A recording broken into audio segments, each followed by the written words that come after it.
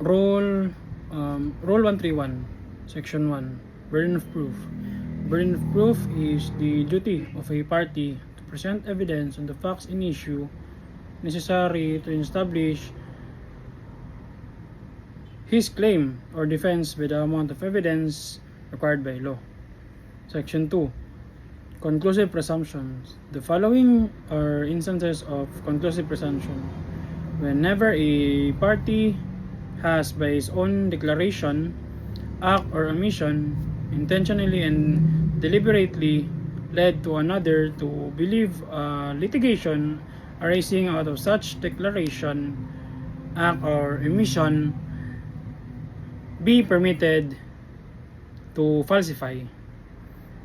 The tenant is not permitted to deny the title of his landlord at the time of commencement of the relation of landlord and tenant between them.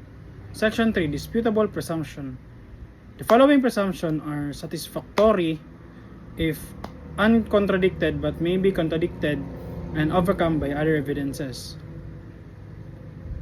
That a person is innocent of a crime or wrong. That an unlawful act was done with an unlawful intent. That a person intends the ordinary consequence of his voluntary act. That a person takes ordinary care of his concern. That the evidence willfully suppressed would be advised if produced. That money by one to another was due to the author. Rule 132, Examination of witnesses.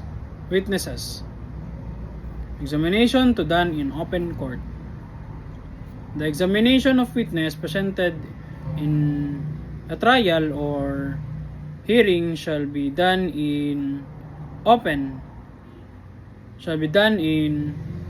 court and under oath of affirmation, unless the witness is incapacitated to speak or the question calls for different mode of answer. The answer of witness shall be given orally. Section 2, Proceedings to be recorded.